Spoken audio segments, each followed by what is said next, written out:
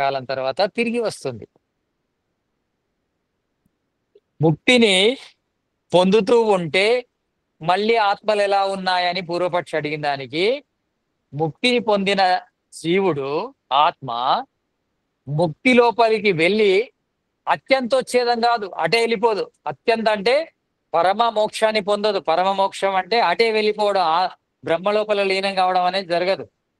ఒక పరాంత కాలము అంటే 36,000 పర్యాయాలు సృష్టి ప్రళయాలు జరిగేంత కాలము. అంటే ఒక బ్రహ్మ శతవర్షాలు. బ్రహ్మ శతవర్షాలు అంటే బ్రహ్మకు ఒక దినం అంటే ఒక పగలు అంటే సృష్టి, ఒక రాత్రి అంటే బ్రహ్మకు ప్రళయం. అంటే ప్రళయము సృష్టి. ప్రళయము లోపల 432 కోట్ల సంవత్సరాలు ఉంటాయి. తర్వాత సృష్టి కూడా 432 కోట్ల సంవత్సరాలు. అంటే 864 కోట్ల సంవత్సరాలు అయితే బ్రహ్మకు ఒక దినం అవుతుంది. ఇలాంటి దినాలు 360 అయితే బ్రహ్మకు ఒక సంవత్సరం అవుతుంది.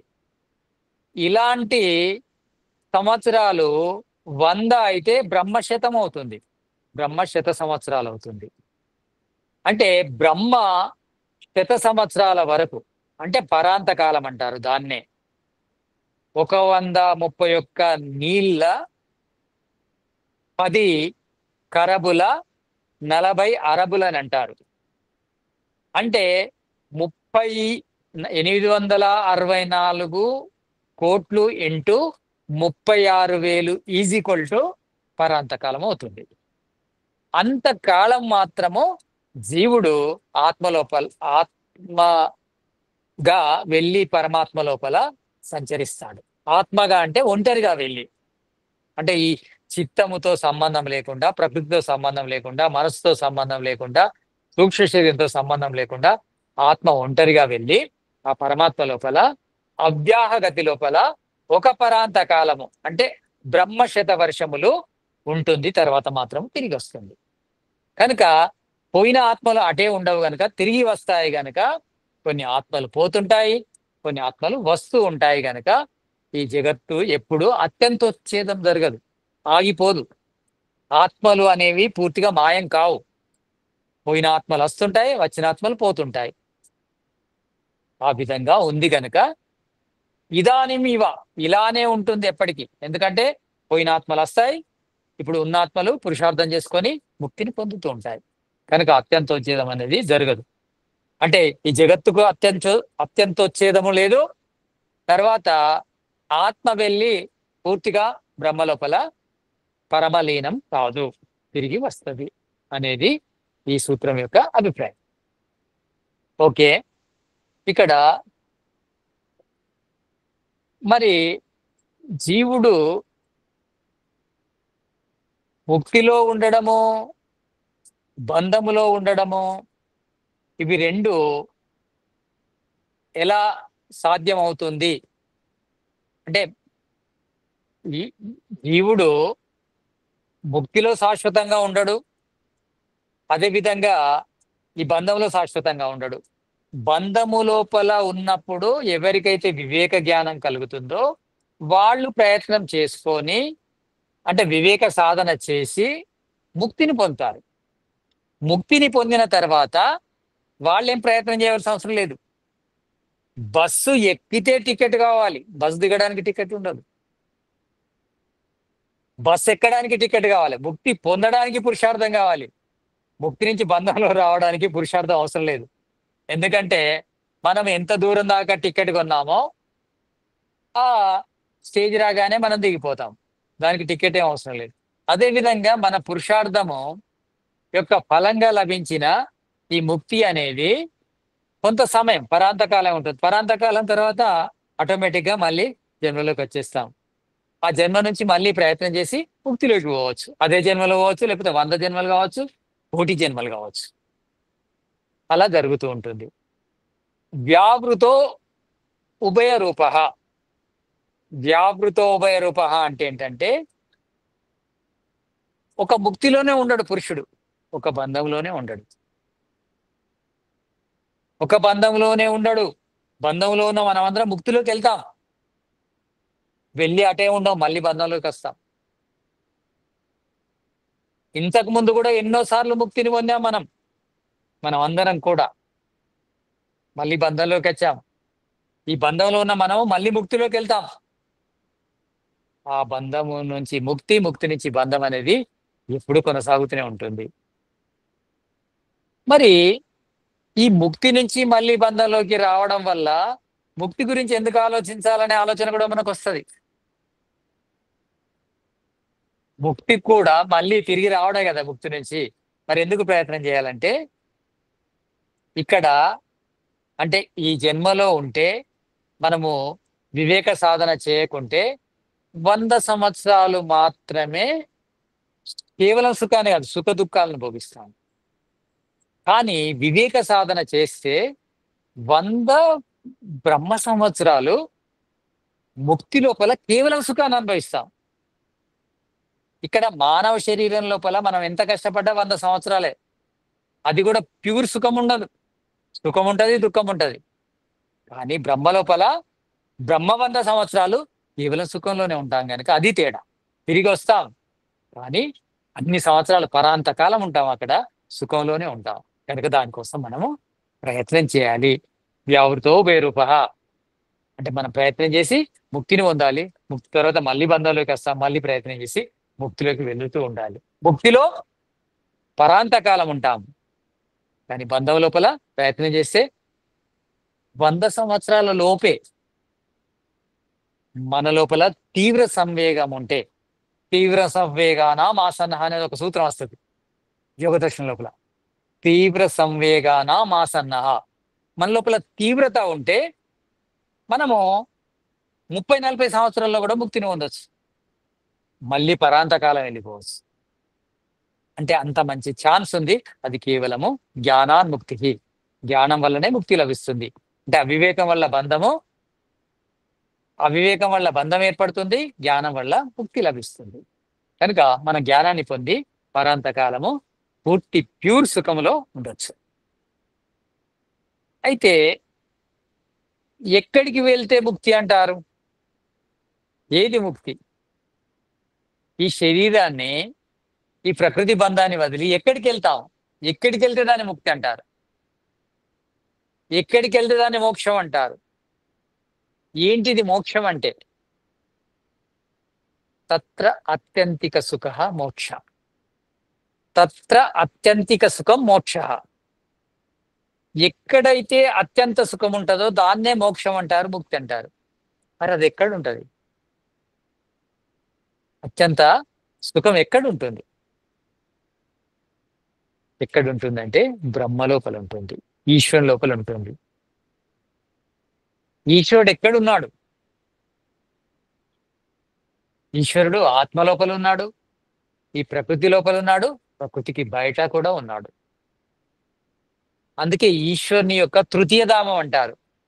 తృతీయ ధామం ఏంటిది? ఆత్మ లోపల ఉన్న పరమాత్మకు ఇది మొదటి ధామం, ప్రకృతి లోపల ఉన్న రెండవ ధామం, ప్రకృతి బయట ఉన్నాడు తృతీయ ధామం. అది అంటే ఈశ్వరుడు ప్రకృతితో కలిసి ఉన్నాడు, ఆత్మతో కలిసి ఉన్నాడు. ఇవి రెండిటితో కలిసి ఉండకుండా కూడా ఉన్న ప్రదేశం ఉంది, అదే తృతీయ ధామం. అంటే ఈశ్వరుని మనము మొదలు ఎక్కడ కలుసుకుంటాము? ప్రకృతి లోపల కలుసుకుంటాము. ప్రకృతి అంటే ఆకాశం నుంచి మొదలుకొని మహాతత్వం వరకు ప్రకృతే. అంటే ఈ ప్రకృతి లోపల అంతటా, అంటే మూల ప్రకృతి సత్వరజోతమో కణాల నుంచి మొదలుకొని ఆకాశం వరకు అణువు లోపల వ్యాపించి ఉన్న తత్వం ఈశ్వరుడు. ప్రతిదాన్ని ధరించి ఉన్నాడు. తత్వకణాన్ని ధరించి ఉన్నాడు, తమోకణాన్ని ధరించి ఉన్నాడు, రజోకణాన్ని ధరించి ఉన్నాడు, మహాతత్వాన్ని ధరించి ఉన్నాడు, అహంకారాన్ని ధరించి ఉన్నాడు, మనస్సును ధరించి ఉన్నాడు, సమస్త జ్ఞానేంద్రియాలను ధరించి ఉన్నాడు, సమస్త కర్మేంద్రియాలను ధరించి ఉన్నాడు, తన్మాత్రలను ధరించి ఉన్నాడు, పంచభూతాలను ధరించి ఉన్నాడు, మన శరీరంలోని కణకణాన్ని ధరించి ఉన్నాడు. అతడు లేని ప్రదేశం అంటూ లేదు. ఇది మొదటి ధామం. తర్వాత ఆత్మ అంతటా వ్యాపించి ఉన్నాడు. మన లోపలున్న తత్వం ఈశ్వరుడే. ఆత్మ కంటే సూక్ష్మతత్వం ఈశ్వరుడు కనుక ఆత్మ లోపల వ్యాపించి ఉన్నాడు. ఇక ఈ ఆత్మలో ప్రకృతిలోనే కాకుండా ప్రకృతి బయట అక్కడ కూడా ఉన్నాడు పరమేశ్వరుడు. అదే ఈశ్వరుని యొక్క తృతీయ ధామం. అక్కడికి వెళితే దాన్ని మోక్షం అంటారు. అంటే మనం ప్రకృతిలో ఈశ్వరుని కలుసుకొని ఆత్మలోకి చేరుకొని ఆత్మ నుంచి ఆ తృతీయ ధామంలోకి వెళ్ళాలి. దాన్నే మోక్షం అంటారు, ముక్తి అంటారు. మరి ఈ 3 ధామాలకు అధిపతి అయిన ఈశ్వరుడు ఎలా ఉంటాడు, ఆత్మకు ఈశ్వరునికి మధ్య తేడా ఏంటి అనేది ఇక్కడ ఋషి చెప్తున్నాడు. సాక్షాత్ సంబంధాత్ సాక్షిత్వం. ఇది 161 సూత్రం. సాక్షాత్ సంబంధాత్ సాక్షిత్వం అంటే అతడు సాక్షాత్ అంటే ఆత్మ లోపల పూర్తిగా సంబంధముతో ఉన్నాడు. సాక్షిత్వం అంతర్యామై ఉన్నాడు. ఆత్మకు లోపల బయట పూర్తిగా వ్యాపించి ఉన్న తత్వం సాక్షత్వం. అందుకే మన లోపల జరిగేది ప్రతిదీ గమనిస్తుంటాడు ఈశ్వరుడు. మనం చేసే కర్మలన్నిటినీ, మానసిక కర్మలు కానీ, వాచిక కర్మలు కానీ, కాయిక కర్మలు కానీ అన్నీ కూడా గమనిస్తుంటాడు ఈశ్వరుడు. ఆత్మ లోపల ఉన్నాడు, ఆత్మ బయట ఉన్నాడు. సాక్షాత్ సంబంధాత్ సాక్షిత్వం. అతడు లేని ప్రదేశం అంటూ లేదు. కనుక మన చుట్టూ ఉన్న ఈశ్వరుడు మనను గమనిస్తున్నాడు. అతడు మనను గమనిస్తూ మన పైన అధిష్టాత అయినాడు. అధిష్టాత అంటే మనను నియమం చేస్తాడు. ఏ నియమం చేస్తాడు? మనతోని మంచి చేయించాలని చూస్తాడు ఈశ్వరుడు. మనం చేసే ప్రతి పనిని గమనిస్తుంటాడు. ఆ పనికి తగ్గట్టు న్యాయంగా ఫలాన్ని ఇస్తుంటాడు. అతడు మన లోపల వ్యాపించుండి మనతోని మంచి చేయించాలని చూస్తాడు.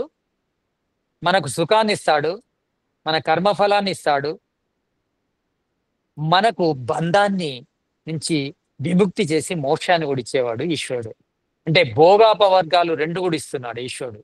అంటే సాక్షిత్వాన్ని పొంది ఆత్మలోపల అంతర్యామై ఆ పరమేశ్వరుడు ఏం చేస్తున్నాడంటే మనకు మంచిని చెబుతున్నాడు, జ్ఞానాన్ని ఇస్తున్నాడు, సుఖాన్ని, భౌతిక సుఖాన్ని ఇస్తున్నాడు, చివరికి మోక్ష సుఖాన్ని కూడా ఇస్తున్నాడు. మన లోపల వ్యాపించిన ఆ పరమేశ్వరుడు సాక్షాత్ సంబంధాత్ సాక్షిత్వం. అతడు మన లోపల వ్యాపించి మనకు భోగాపవర్గాలను ప్రసాదిస్తున్నాడు అన్ని గమనిస్తూ. ఇది ఈశ్వరునికి మనకున్న తేడా. ఈశ్వరుడు వ్యాపకుడు, మన లోపల వ్యాపకుడై మనకు భౌతిక ఆధ్యాత్మిక ఆనందాలను ప్రసాదిస్తున్నాడు. ఇంకేంటి ఈశ్వరుడు? నిత్యముక్తత్వం. ఈశ్వరుడు నిత్యముక్తుడు. మనలాగా ఆత్మలాగా కొద్ది రోజులు బంధంలో, కొద్ది రోజులు ముక్తిలో కాదు, ఎప్పుడు ముక్తిలోనే ఉంటాడు ఈశ్వరుడు. ఎప్పుడు బంధంలోకి రాడు, ఎప్పుడు అవతరించడు, ఎప్పుడు శరీరాన్ని ధరించడు. ఈ అవతారం అనేది ఆత్మలకే. అవతరించడం అంటే దిగి రావడం, దిగి వచ్చి శరీరంలోకి ప్రవేశించడం. అది చేయడు. ఎందుకంటే తన లక్షణమే నిత్యముక్తత్వం. నిత్యము, నిరంతరము, అనుక్షణము ముక్తిలోనే ఉంటాడు.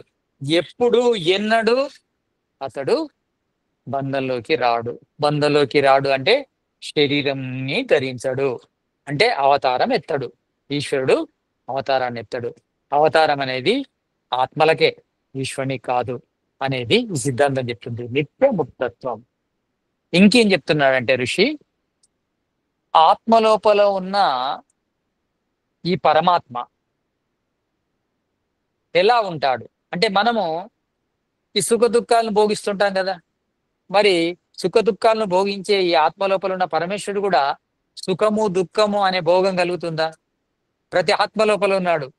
ఒక ఆత్మ బాధపడుతుంది, ఒక ఆత్మ సుఖపడుతుంది, ఒక ఆత్మ రోగి అవుతుంది, ఒక ఆత్మ ఆరోగ్యంగా ఉంటుంది, ఒక ఆత్మ ముక్తిలో ఉంటుంది, ఒక ఆత్మ బంధంలో ఉంటుంది, ఒక ఆత్మ రకరకాల ప్రాణుల లోపల, దేహాల లోపల ఉంటుంది. మరి ఈశ్వరుడు ప్రతి ఆత్మ లోపల వ్యాపించి ఉన్నాడు కదా.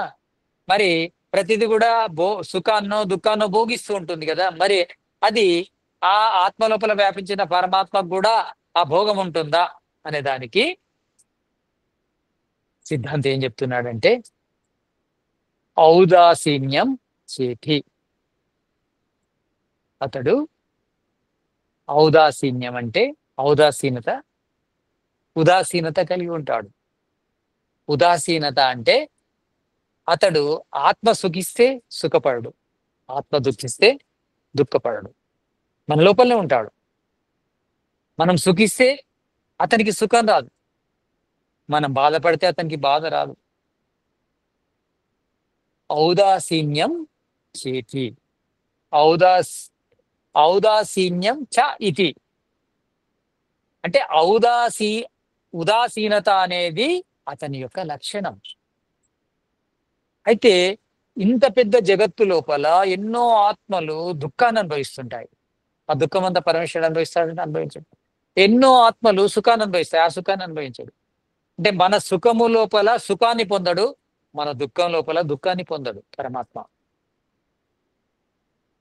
కానీ ఇలా అన్నప్పుడు మనకు ఒక ఆలోచన వస్తుంది.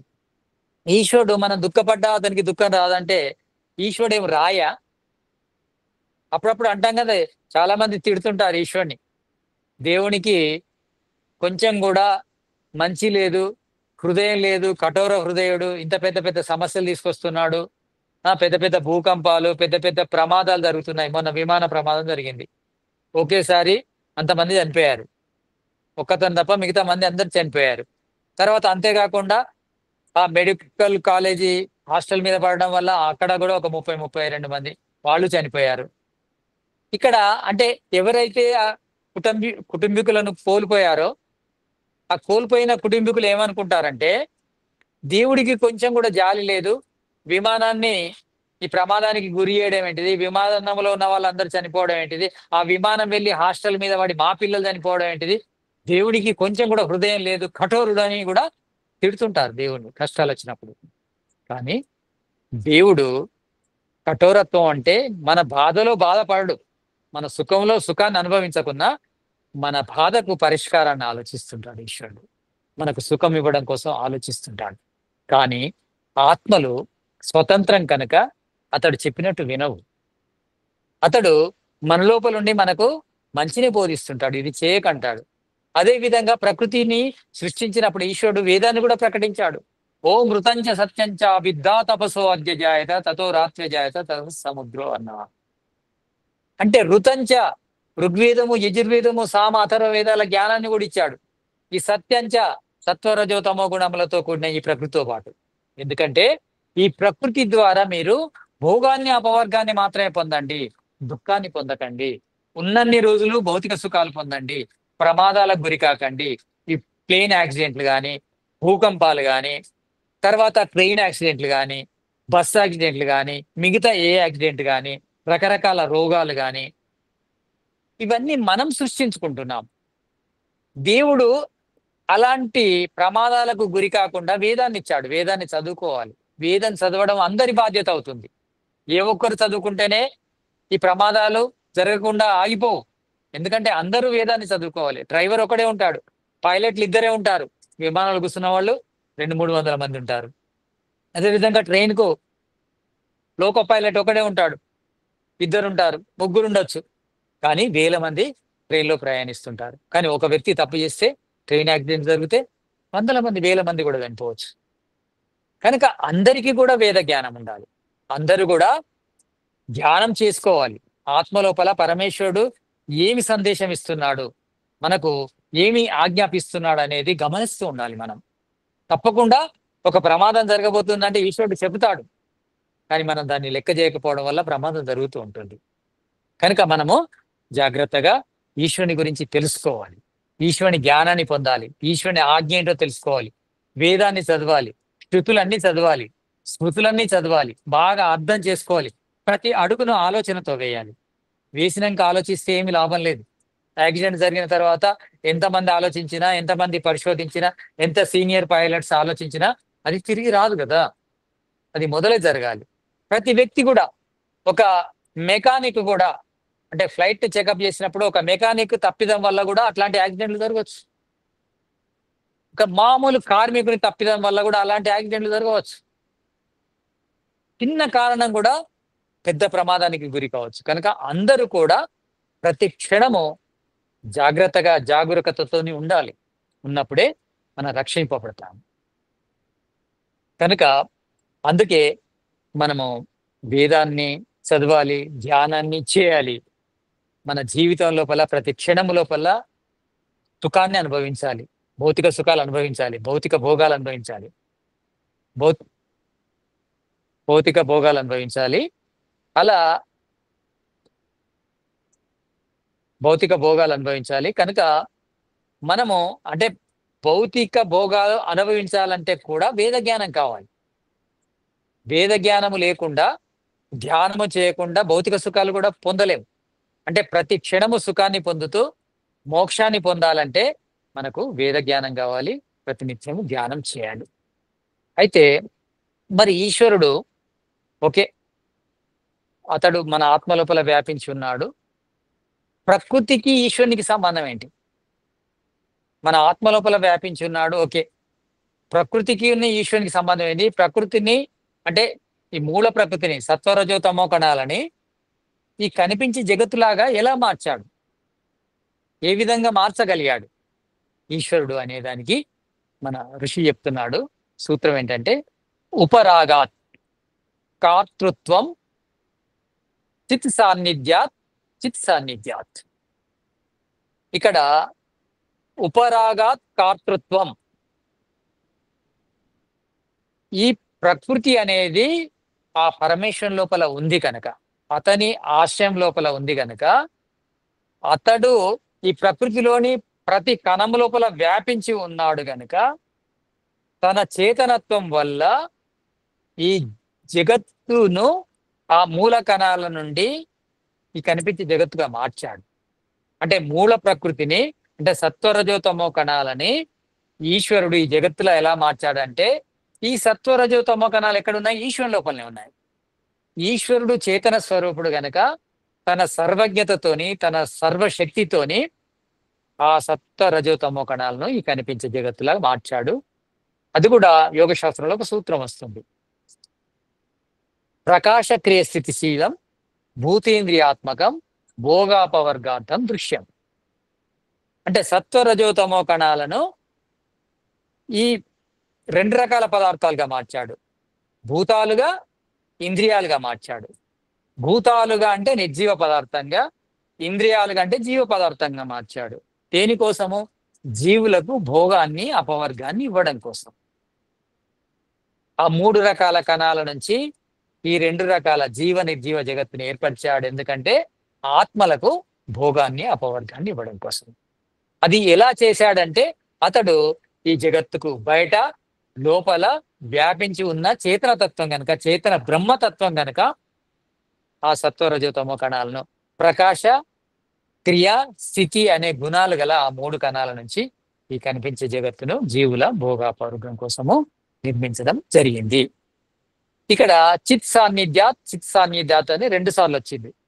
అంటే మనము సాంఖ్య దర్శనం లోపల ఒక అధ్యాయాన్ని పూర్తి చేశాం. మనం అధ్యాయము చివరి లోపల చివరి సూత్రానికి చివరి పదము 2 సార్లు వస్తుంది. చిత్ సాన్నిధ్యాత్. అంటే ఒక అధ్యాయం అయిపోయింది. సాంఖ్య దర్శనం లోపల మొదటి అధ్యాయం అయిపోయింది. ఈ మొదటి అధ్యాయమే పెద్దది, మిగతా అధ్యాయాలన్నీ చిన్నగా ఉంటాయి. అంటే ఈ అధ్యాయం లోపల ఉన్నదే మిగతా అధ్యాయం లోపల వివరంగా వస్తూ ఉంటుంది. అంటే ఒక అధ్యాయాన్ని మనము కంప్లీట్ చేసాం. సాంఖ్య దర్శనం లోపల ఈ 164 సూత్రాలు చాలా పెద్ద అధ్యాయం. సాంఖ్య దర్శనం లోపల పెద్ద అధ్యాయము మొదటి అధ్యాయం. ఆ మొదటి అధ్యాయము అయిపోయింది. ఇక్కడికి నా క్లాస్ ఆపేస్తాను. మీకేమైనా సందేహాలుంటే, ప్రశ్నలుంటే అడగండి.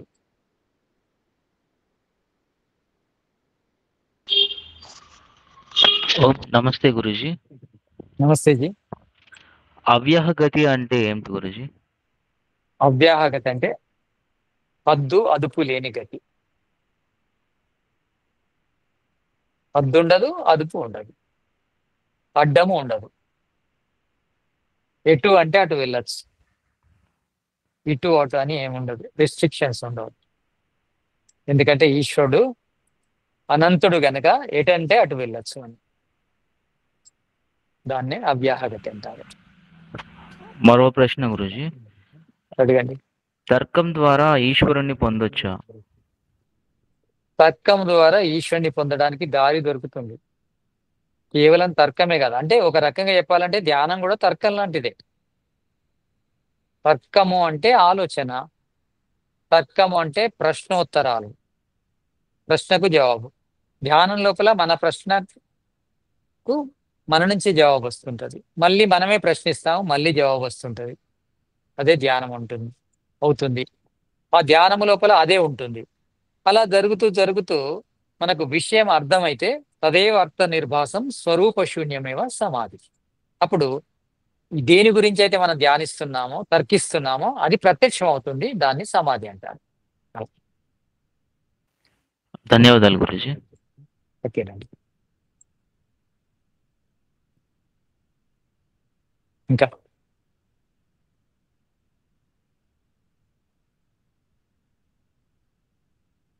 ఇక్కడ ఇప్పటి వరకు ప్రశ్నలే అండి. ఇప్పటి వరకు మొదటి అధ్యాయం లోపల ప్రకృతి ఏంటి, తర్వాత ఆత్మ అంటే ఏంటి, తర్వాత పరమాత్మ అంటే ఏంటో తెలుసుకున్నాం. దాదాపు 3 విషయాల గురించి సాధారణమైన ఇన్ఫర్మేషన్ తీసుకున్నాం మొదటి అధ్యాయం లోపల. తర్వాత ఇంకా క్లియర్ గా వస్తూ ఉంటుంది ప్రకృతి గురించి కానీ, ఆత్మ గురించి, పరమాత్మ గురించి. దీనికి రిలేటెడ్ అంటే మొదలు ఈ అధ్యాయం లోపల అత్యంత దుఃఖ నివృత్తి, అత్యంత పురుషార్థము నుంచి మొదలైంది. అంటే ఆత్మ యొక్క అత్యంత పురుషార్థము, అత్యంత ప్రయోజనం ఏంటంటే అత్యంత దుఃఖ నివృత్తి. ఆత్మ అత్యంతంగా దేని కోరుకుంటుందంటే అత్యంత దుఃఖ నివృత్తినే కోరుకుంటుంది. ఆ అత్యంత దుఃఖ నివృత్తిని మనం పొందాలంటే మనము ఈ బంధం నుంచి దూరం కావాలి. బంధము నుంచి దూరం కావాలంటే బంధానికి కారణం ఏంటో తెలుసుకోవాలి. బంధానికి కారణం ఏంటంటే అవివేకం. అంటే అవివేకం నుంచి మనం దూరం అయితే బంధం నుంచి దూరం అవుతాం. అవివేకం దూరం కావాలంటే వివేక జ్ఞానం కావాలి. ఆ వివేక జ్ఞానం దేనికి సంబంధించి కావాలంటే మూల ప్రకృతికి సంబంధించిన వివేక జ్ఞానము, తర్వాత ఆత్మకు సంబంధించిన వివేక జ్ఞానం కావాలి. దాని గురించి మనం తెలుసుకుంటూ ఈశ్వరుని వరకు వచ్చాం. మీకు ఏమైనా సందేహాలు ఉంటే అడగండి.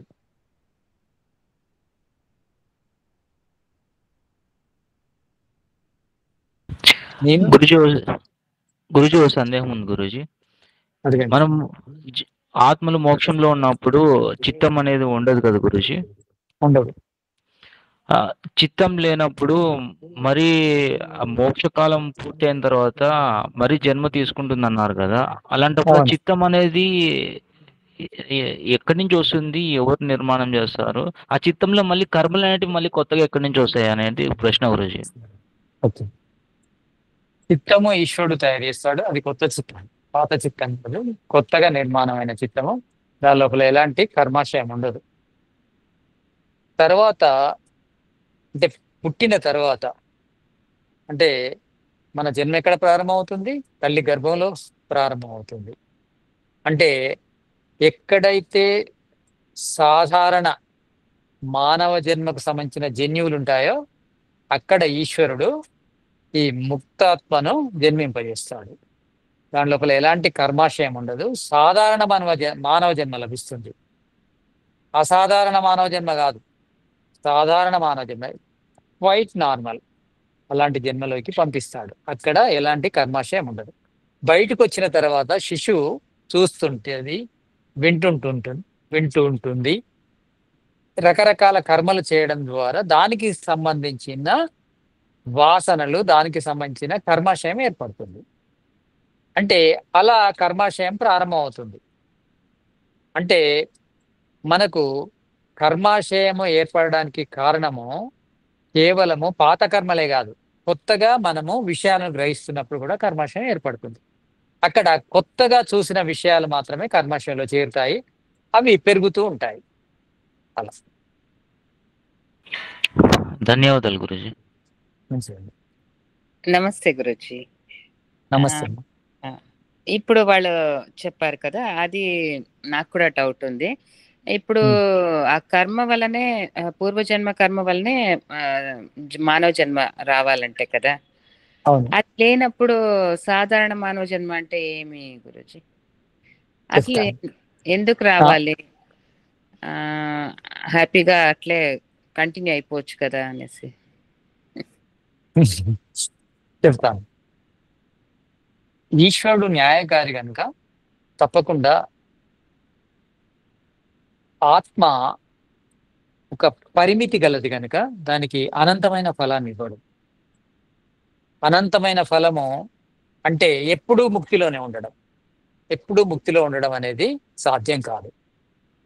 అనంతమైన ఫలము దేనికి లభిస్తుందంటే అనంతమైన పరిమితి గల దానికే లభిస్తుంది. ఆత్మ అనంతమైంది కాదు, ఒక పరిమితి కలది కనుక దీనికి లభించే ఫలం కూడా ఒక పరిమితి కలిగే ఉంటుంది. న్యాయకారి గనుక మనం వివేక సాధన చేశాం గనుక ఒక పరాంత కాలం మాత్రమే ఈశ్వరుడు మోక్ష సుఖాన్ని ఇస్తాడు, తర్వాత పంపించడమే. ఒకవేళ అటే ఉంచుకుంటే అది మోక్షం ఎలా అవుతుంది? అదొక ఒక అగాధంలో పడిపోయినట్టు అవుతుంది. మళ్ళీ తిరిగి వస్తేనే కదా మజా. తిరిగి వస్తుంది, తిరిగి రావాల్సిందే. తిరిగి వచ్చిన తర్వాత సాధారణ మానవ జన్మ ఎలా వస్తుందంటే, గొప్ప మానవ జన్మ రావాలంటే పుణ్యం ఎక్కువ చేసుకోవాలి. మానవ జన్మ కాని మానవేతర జన్మలు, భోగయోనుల జన్మ రావాలంటే పాపం ఎక్కువ చేసుకోవాలి. ముక్తి లోపల ఆత్మ పాపము చేసుకోదు, నా పుణ్యము చేసుకోదు. అంటే న్యూట్రల్, అంటే జీరో. ఎప్పుడైతే సాధారణ మానవ జన్మ ఎలా లభిస్తుంది అంటే పాపము పుణ్యము సమానమైతే సాధారణ మానవ జన్మ లభిస్తుంది. పాపము పుణ్యము సమానము అంటే జీరోనే. అదే విధంగా జీరో అన్నా జీరోనే. పాపము లేదు, పుణ్యము లేదు. పాపము సమానము, పుణ్యము సమానం. రెండు కూడా ఒకటే జన్మను, ఒకే రకమైన జన్మనిస్తాయి, సాధారణ మానవ జన్మని. సాధారణ మానవ జన్మ కోసము మనం ఎలాంటి కర్మ చేసుకోవాల్సిన అవసరం లేదు. మనం పాపం చేసుకుంటే నీచ జన్మలోకి వెళ్తాము, పుణ్యం చేసుకుంటే మంచి మానవ జన్మలోకి వెళ్తాము. మనము పాపము పుణ్యం ఏమి చేసుకోకుంటుంటే సాధారణ మానవ జన్మనే లభిస్తుంది. అది న్యాయం, ఈశ్వరుడి యొక్క న్యాయం. అలా